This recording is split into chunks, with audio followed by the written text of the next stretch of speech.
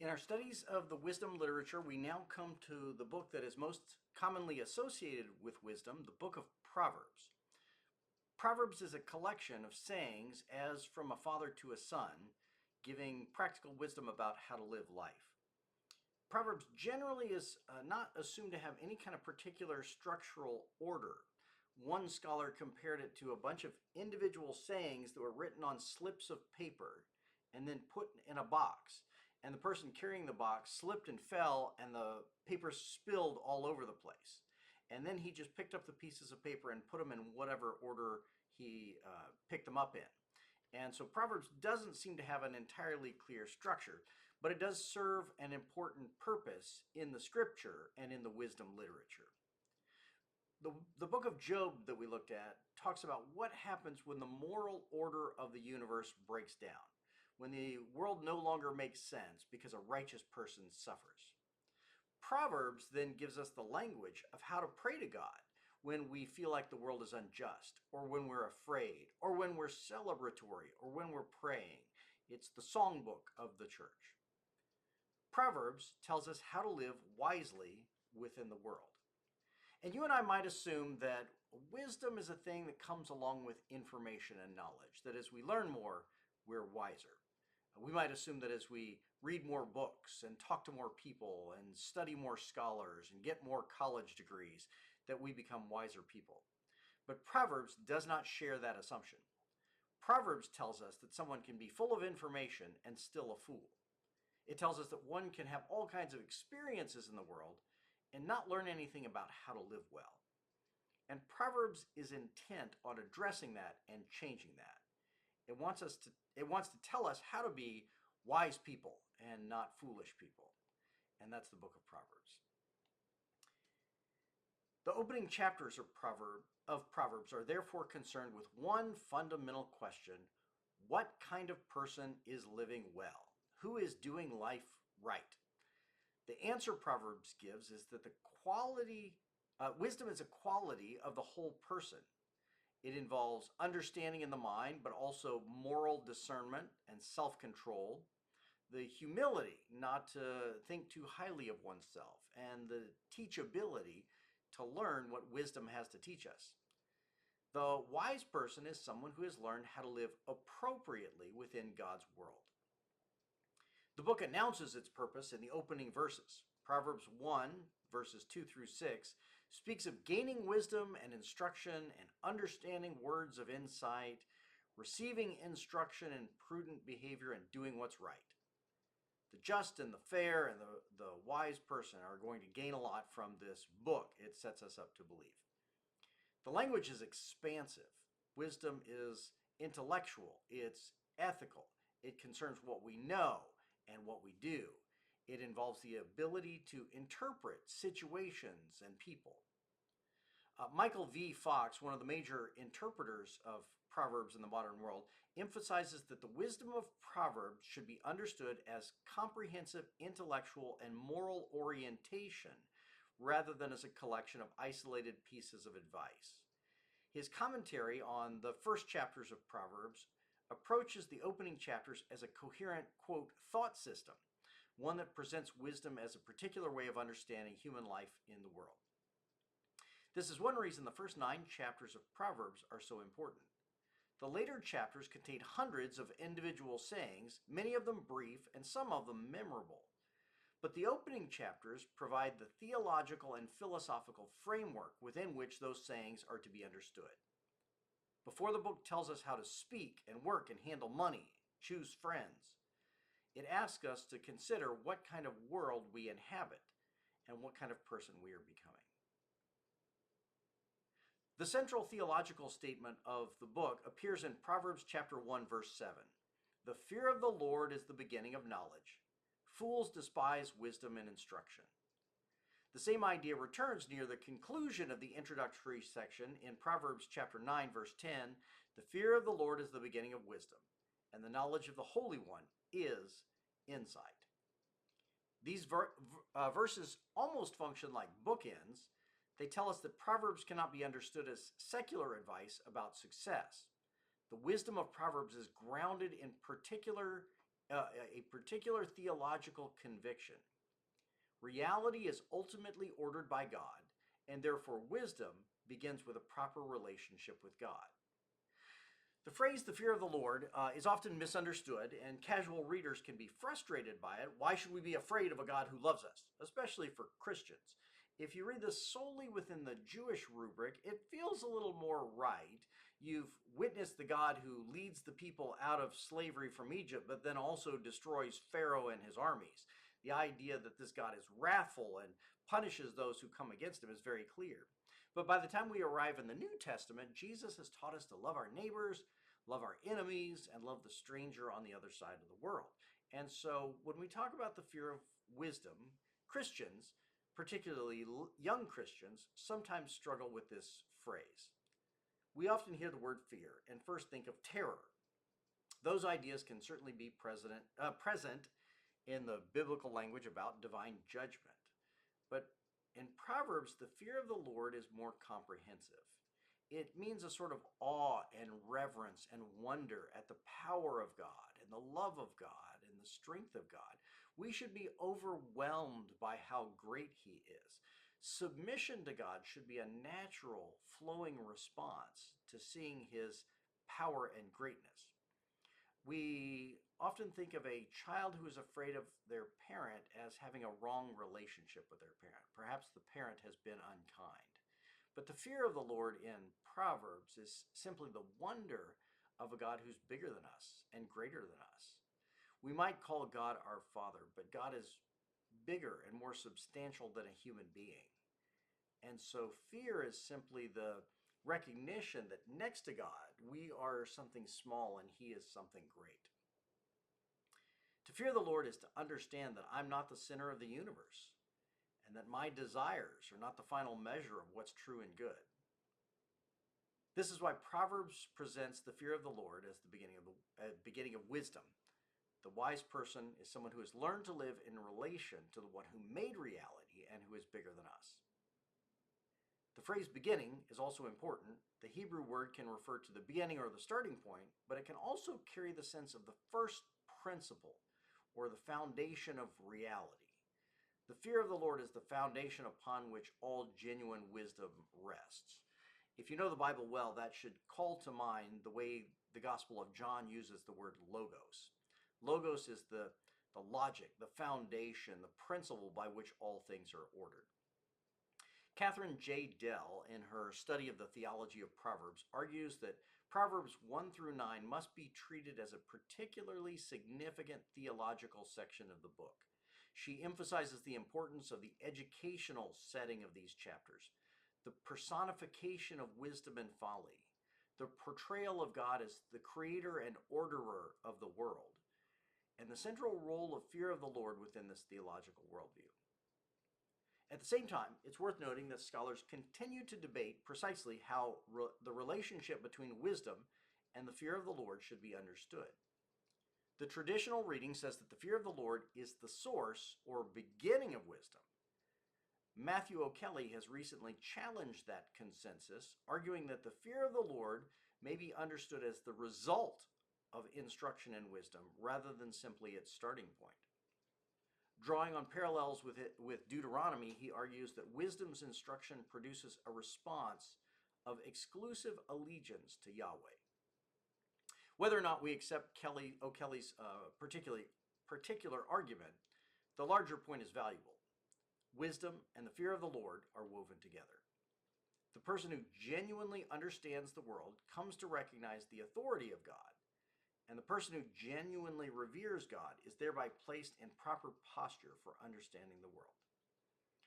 This is a point at which Proverbs is particularly relevant to the modern university. The university is ideally a place devoted to the pursuit of knowledge. But Proverbs asks the question that every university must eventually confront. Knowledge for what purpose? Information directed towards what end? Intelligence in the service of what kind of life? Some of us went to universities where we watched the most educated and intelligent people society has to offer do the most self-destructive and stupid things they could do. That begs the question of what the value of that knowledge is if it doesn't teach you how to live well and wisely. Proverbs would reject the assumption that the acquisition of knowledge automatically produces wisdom. The fool is not necessarily ignorant. The fool is someone who refuses instruction. The fool refuses to be taught. Proverbs 1:7 concludes, "Fools despise wisdom and instruction." The problem is that the fool is closed to correction. This is a profoundly important distinction. Wisdom requires humility. In Proverbs, teachability is one of the defining characteristics of the wise person. The wise person can be corrected because the wise person understands that he or she does not already know everything. The fool, by contrast, is resistant to the possibility of being wrong. The opening chapters of Proverbs repeatedly present human life as a choice between two paths. One path leads towards wisdom and life, righteousness and flourishing. The other path leads towards folly, which then erodes into violence and sexual promiscuity and death. The imagery of the two paths is one that dominates the literary patterns of the book of Proverbs. The first major warning appears in Proverbs chapter 1, verses 8 through 19, where the father warns his son not to join a group of violent men who invite him into a life of robbery and bloodshed. The temptation is social. The young man is invited into a community and into belonging. The sinners say, in effect, "Come with us." The danger is the power of a group. This is an important feature of Proverbs. Human beings are formed by communities and friendships and institutions. The question is, who is forming me? Whose voice do I trust? Which community is teaching me what to desire? Proverbs understands that the path of folly often begins with an invitation. The young person is offered companionship, and with that comes excitement and fun, and maybe even wealth and power and pleasure. Folly rarely announces, "I am folly. I'm going to lead you astray." It usually presents itself as an opportunity. The same structure appears in Proverbs chapter 2, where wisdom is described as something that must be sought after. The reader is told to receive the words of instruction, to treasure commandments, and to incline one's ear towards wisdom. We're told to seek understanding as one seeks silver or hidden treasure. Wisdom, therefore, requires desire and effort. If someone told us that a fortune in gold was buried in the ground, we'd go dig it up. We'd search for it. Proverbs suggests that wisdom requires a similar seriousness. The wise person actively seeks wisdom. Proverbs 2 continues by describing the moral consequences of finding wisdom. Wisdom delivers a person from the way of evil and from the seductive speech of the adulterous woman. Remember, this is a father speaking to his son. The contrast between wisdom and folly becomes increasingly personalized. Wisdom calls out publicly. Folly does the same thing. Both have something to offer. Both invite the hearer into a house. Both promise food and pleasure. Both address the human imagination. The difference is that one leads to life and one leads to death. This should call to mind the language of Jesus when he says, "Wide is the road that leads to destruction, and many go that way. Narrow is the road that leads to life, and few are those who pass through that door." This is why the book's language about sexual temptation must be read within the larger theological structure of the opening chapters. The warnings against adultery are part of a larger argument about competing visions of life. The adulterous woman in Proverbs chapter 5 through 7 is portrayed as someone whose words are seductive, but whose path leads to destruction.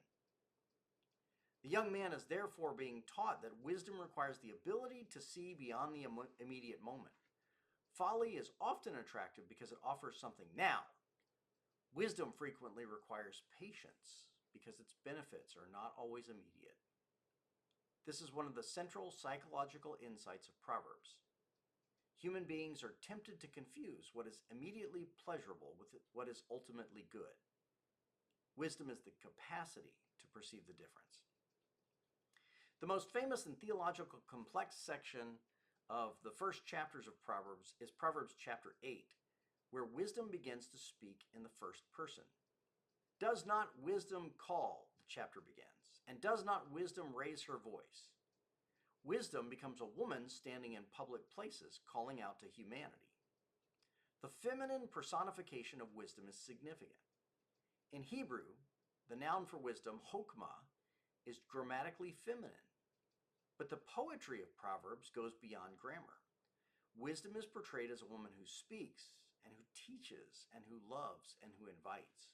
She is a teacher and a host. This creates a literary contrast with the woman of folly. The two women stand before the reader as rival voices. Wisdom calls from the heights and public crossroads. Folly sits at the door of her house and calls to those who pass by. What wisdom offers is lasting, and what folly offers is stolen and secret. The reader, you and I, is confronted with a choice between two voices. Which voice should we trust? Proverbs 8 is also important because wisdom is associated with creation.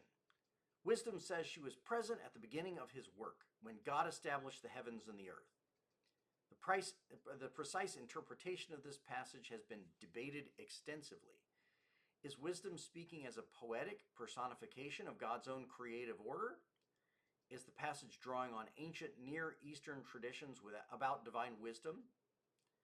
Is wisdom some kind of heavenly figure, like the second person of the Trinity that was there at the beginning? The text itself has generated a long history of interpretation, including later Jewish and Christian readings that connected Proverbs 8 with ideas about divine agency and creation. At the very least, Proverbs 8 says this: wisdom is woven into the structure of creation itself. If the world is created according to an order, then wisdom consists, at least in part, in learning to live according to that order. We discover wisdom and learn about it and submit ourselves to it, and it transforms our reality. The language of Proverbs 8 therefore provides an answer to the question, why should we live this way? We should live this way because it corresponds to the way reality is structured. A person who lies and cheats and exploits and abuses is moving against the grain of the created order. A person who tells the truth and lives in justice and humility and self-control is learning to live in harmony with creation. This is one reason Proverbs is so interested in apparently ordinary matters. How we talk, and how we work, and how we handle money, and how we respond to correction, and how we deal with our friends. Those all have to deal with the order and harmony of the universe. The wisdom tradition is therefore remarkably earthy. Wisdom is revealed in the ordinary patterns of life. The person who can't control their tongue is spiritually unwise. The person who exploits the poor is spiritually unwise. The person who cannot control desire is spiritually unwise. Wisdom is theology translated into habit. At this point, it's important to remember that we should resist oversimplification. Proverbs does not claim that life is simple. And this is especially clear when we place Proverbs beside Job, as we've already done. Proverbs often teaches that righteousness leads towards life and wickedness leads towards destruction. It teaches that diligence produces prosperity and laziness tends towards poverty. It's good practical wisdom about how to live. But Job reminds us that the righteous can suffer terribly. The innocent may experience catastrophe, even while the wicked prosper. So the books are addressing different dimensions of wisdom side by side. They're not designed to contradict each other. Proverbs gives us the ordinary patterns of life, and Job interrogates what happens when the patterns don't hold. Proverbs teaches us how the world generally works, and Job should be seen as the glaring exception that calls out for explanation. This is one reason that Proverbs should not be reduced to a collection of simplistic promises. It's teaching us to recognize patterns. Samuel E. Ballantyne, writing on Proverbs within the broader wisdom tradition, emphasizes that wisdom can be taught and learned, and that it provides strategies for dealing with the recurring situations of life. It teaches us how to navigate patterns. But he stresses that the authority behind wisdom is ultimately transcendent. God is the source and substance of the knowledge towards which wisdom aspires. This gives us an important way to understand the relationship between Proverbs and Job. Proverbs tells us that there's a structure to life. Job tells us that our ability to see and explain the structure is always limited. The two books belong together. Perhaps the most important thing to recognize about Proverbs chapters 1 through 9 is that the book is attempting to form a particular kind of person. The repeated phrase, "my son," is not accidental. The opening chapters are addressed from a father to a son. And that gives the book sort of a pedagogical character. It's like one of the ancient catechisms that was used for teaching faith to children. Wisdom is transmitted through teaching. A mature person speaks to an immature person and says, in effect, "I've learned something about the world. Listen before you make the same mistakes that I do." And the goal is character formation. The young person is being taught to become someone who can recognize danger before they enter it, and who can distinguish between immediate pleasure and lasting good, who can receive correction and not be resentful about it. In this respect, Proverbs is remarkably close to the classical concept of education. Education is the formation of judgment, not the transference of information. It is the cultivation of the capacity to perceive what matters and to act appropriately. A person may know the difference between right and wrong in the abstract and still lack the wisdom to recognize how those principles apply in a particular situation. And that's what Proverbs addresses. The wise person knows that honesty is good, but also knows how to speak the truth with discretion. The wise person knows that correction can be necessary, but then also knows how to offer it. The wise person knows that generosity is a great thing, but understands that naivete is not the same thing as generosity. This is why Proverbs often uses the language of discernment. We're called to make distinctions and sort out good decisions among choices. The fool usually sees only appearances, whereas the wise person sees patterns and consequences and motives and relationships. That may be the deepest part of the opening chapters of Proverbs. So, what is wisdom according to Proverbs? Wisdom is more than knowledge. It's the disciplined ability to live well within God's creation, in harmony with that creation, understanding the patterns of the world that God has created. Wisdom begins with the fear of the Lord, because wisdom begins with the recognition that the world is not ours to define. We are creatures before we are thinkers. We live within a reality we did not create. The wise person therefore approaches life with humility and reverence and a willingness to be taught. Wisdom is moral. It cannot be separated from the way one lives.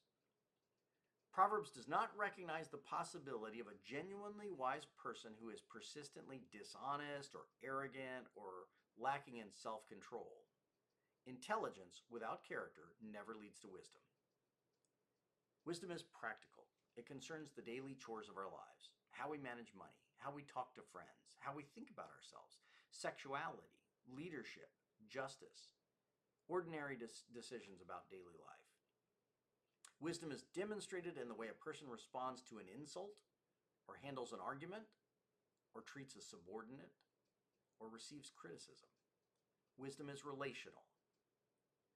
We become wise partly through instruction and correction. The fool despises wisdom and refuses to be corrected. Wisdom is communal. We are shaped by the voices we hear and the people we follow. Finally, wisdom is theological. Creation has an order, and human beings can either live within that order or against it. To pursue wisdom is to live according to the grain of reality that God has made. The opening chapters of Proverbs therefore offers us two voices. Wisdom calls and folly calls, and both promise something. Both invite us to a way of life. The question is which voice will shape us. That's the question that Proverbs places before every generation, including our own. What kind of world do we believe we inhabit? What kind of person are we becoming? Which desires are forming us? Whose instruction are we willing to receive? And are we willing to admit that the first step towards wisdom may be the recognition that we are not yet wise? Proverbs answers with a simple but profound claim: the fear of the Lord is the beginning of knowledge. Wisdom begins when we learn to see ourselves, the world, and God in the proper order. And from that beginning, the long education of the wise life can begin. Let's continue on in our analysis of Proverbs and look at some of the main themes of Proverbs and some of the many categories in which it chooses to teach us.